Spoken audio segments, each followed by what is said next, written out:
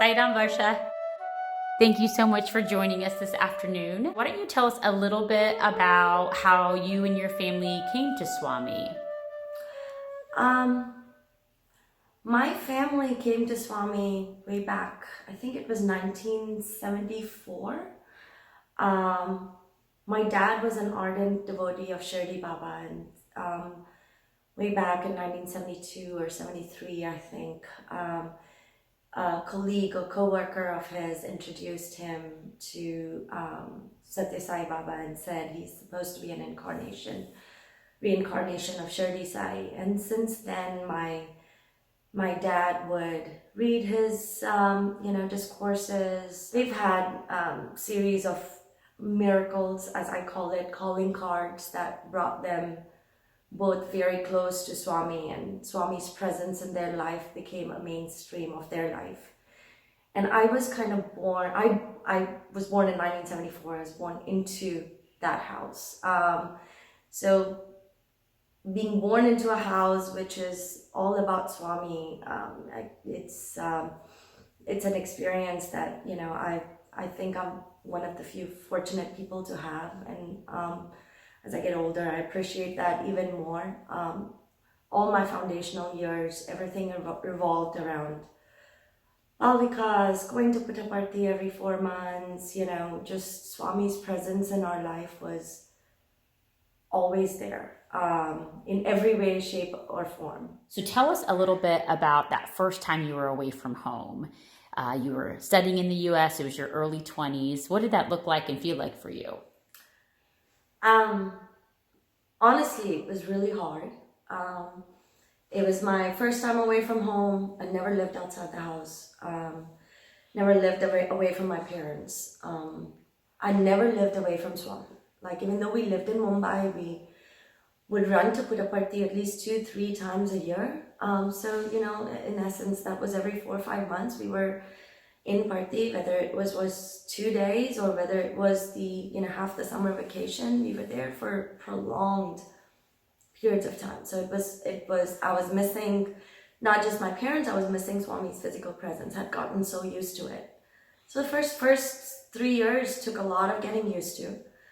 But right from the time I boarded the airplane to come here, to come to the US, and till that first 3-year window, that 3-year period, he would send me calling cards. Like, every few months I would have something that I could not explain happen in my life to keep that rope tied and keep me with him and keep him with me, offering that reassurance every step of the way.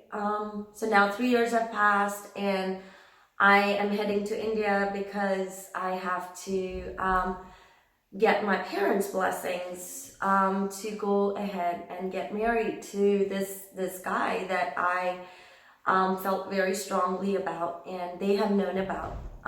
So I needed to get their blessings, and I needed to also see Swami and, make sure that I was understanding it correct, that he was also, right from the start, blessing this union. We did not want to proceed any further without their blessings. That was extremely important for both of us. And so both of us end up in Puttaparthi to get my father's blessings to go ahead with this marriage. All of a sudden, one day she came from US. The boy also came subsequently, immediately the following day. The boy also came from US. And my daughter introduced the boy to me, but I was not willing. I said the cultural differences will arise. There is no point in marrying this boy. I want to stop the marriage. My mom and me both tried talking with him and trying to convince him that this is not a bad thing, and trying to see the positive in it. In his mind, what would society say? Because I am a South Indian, Tamilian, Iyer, Brahmin, and my significant other to be was a North Indian from Bihar. So I went for Darshan the next morning, and in my mind I was clear. I was, Swami, I'm here. I want to get your blessings. I want to get your Darshan. I see you all the time in my dreams. I want your physical presence. So I'm here. Please acknowledge that I've come. And sure enough, I get the first or the second row, and I'm sitting on the ladies' side and with my mom. And he comes out of his residence. He comes into the ladies' side. He walks straight to me, big smile on his face. And the first thing he does is he materializes Vibhuti and gives it straight to me. I mean, to me, there was no bigger, yes, I see you, I'm with you, I hear you, I'm so happy you're here moment. I went home, we told my dad, but he gave Vibhuti to her and blessed her and then went further. And my daughter told me in the evening, Swami has blessed. I told Swami about my marriage, I'm marrying, Swami blessed me. Swami gave me Vibhuti. Swami has blessed me. Then why you are wanting to stop this marriage? This happened in the morning darshan. This happened in the morning darshan. And I said, if Swami has given the clearance, he will give Vibhuti in the evening darshan also. If that happens, then I will take it as a clearance.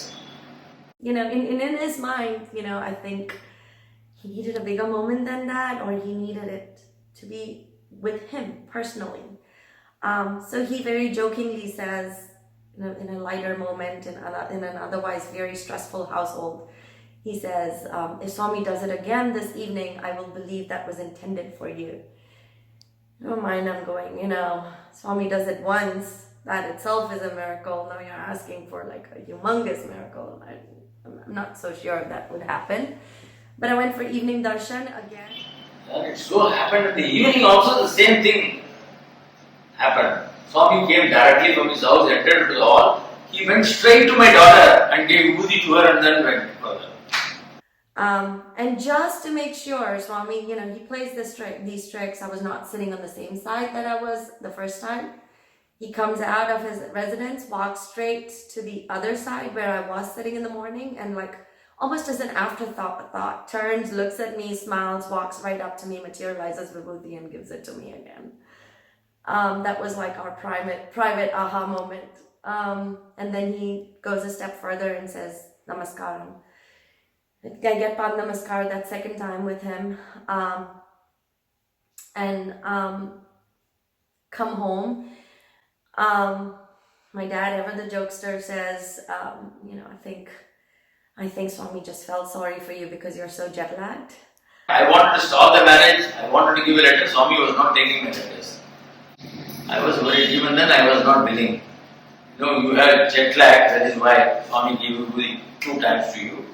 It's not among the clearance.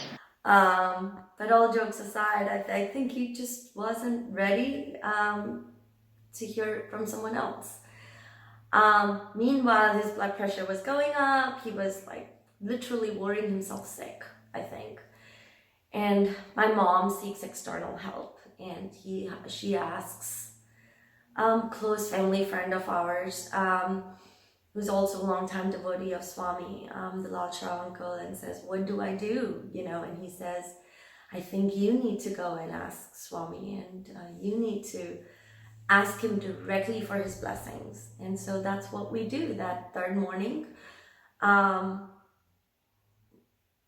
Mom has, the thali sari, the wedding sari, the Mangal Sutra, the picture of the boy, all of that in a tray, and she's sitting in the front.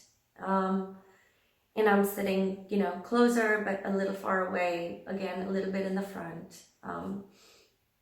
And meanwhile, my husband-to-be is also sitting on the men's side, and this time he's gotten a front row. And my dad, all these 3 days, has been going with a letter that says, somehow stall this wedding, just make it go away. I used to carry a letter with me.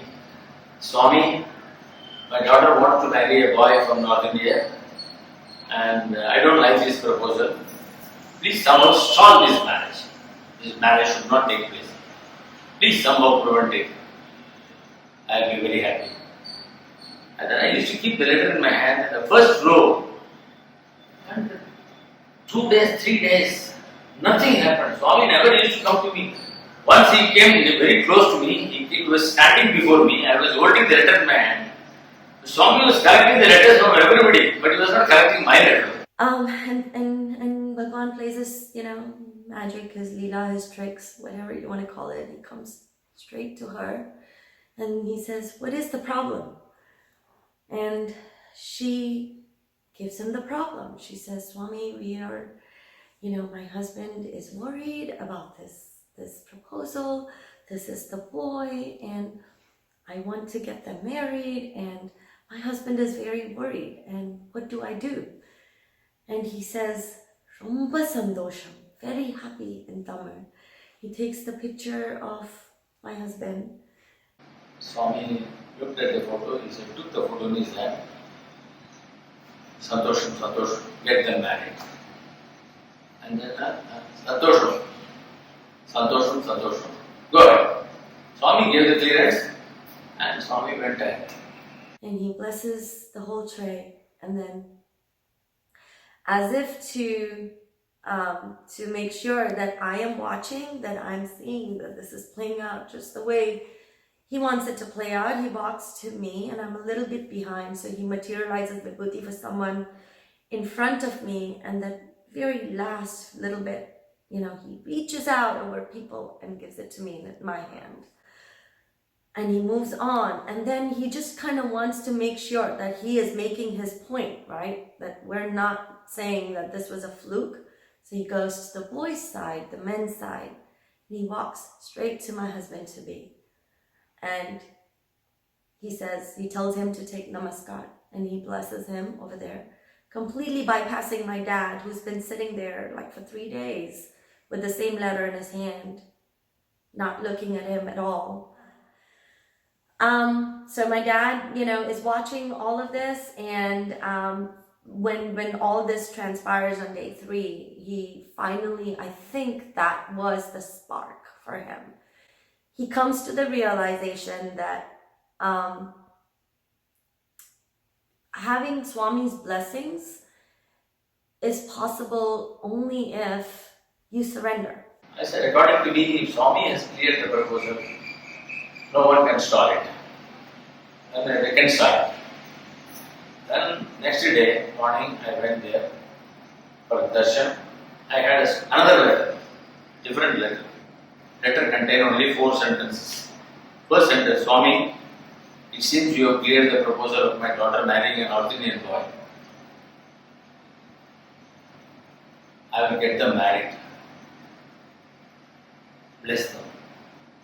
Henceforth, my problem is your problem, Swami.